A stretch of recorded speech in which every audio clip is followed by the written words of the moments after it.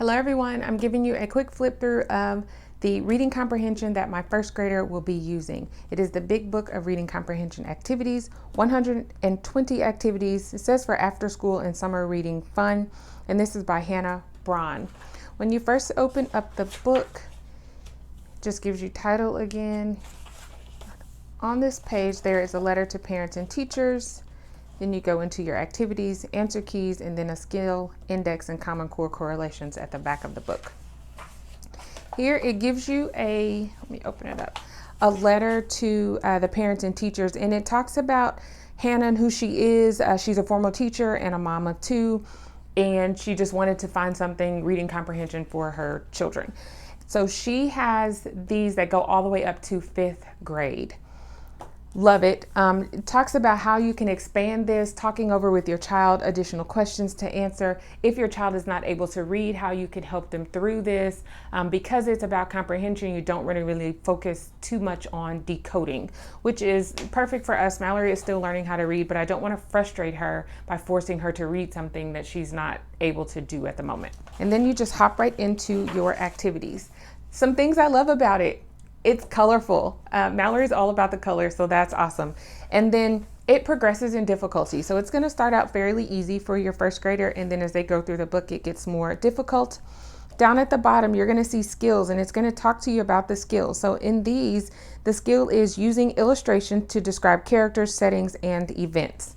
Very simple. 4 questions here. You read the titles here, and it says mark each sentence below by coloring in the check if it's true, or an X if it's false. Very simple here. And as I said, there's 120 lessons, or yes, 120 activities. So you could take this through the whole school year, do it once a day. You could do it every other week. It's all up to you. Another thing I'm going to show you that's in the back of the book where it talks about the skill index is that if you want your child to work on certain reading comprehension skills, you can just pick those out and do those only. This one is, the skill here is answer questions about key details. I love all the color that's here too. It's really nice to do that. This skill is to retell stories and demonstrate an understanding of their lesson.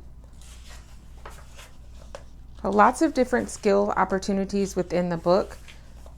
I'm just going to flip through and let you guys take a look at it.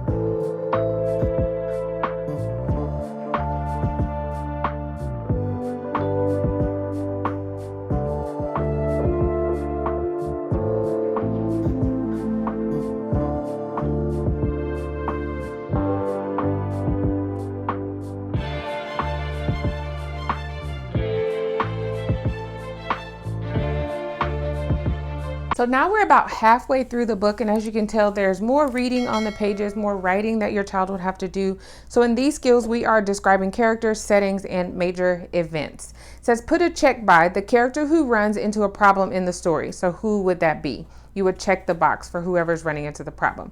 The character whose feelings we know the most about. Based off what you read here, which one of these do we know the most about their feelings?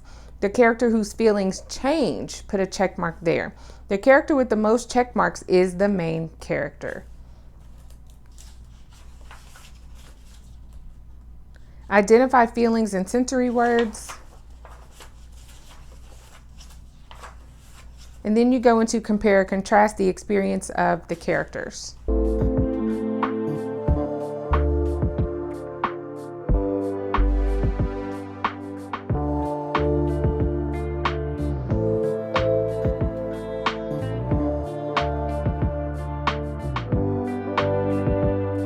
There's lots of diversity within the pictures as well. I do like that also.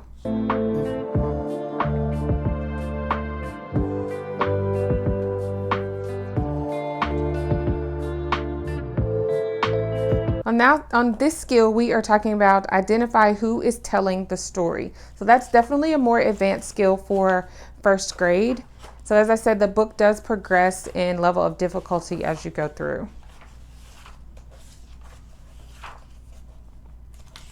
What is the tundra? So we're working on some vocabulary here.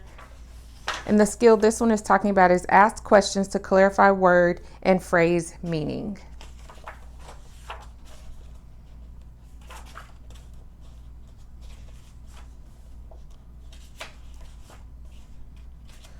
So when you get to the back of the book, you have your answer key for every activity page.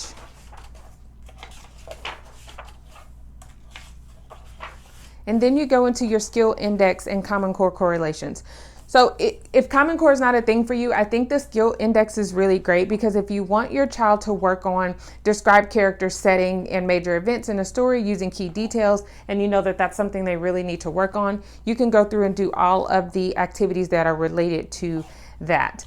Some other options here are ask and answer questions to help determine and clarify the meaning of words and phrases in text. You can do activities 1, 10, 11, 12, 13, and 14, and that will cover that for your child. So you don't necessarily have to go in order, but they do progress in level of difficulty as you go throughout the book.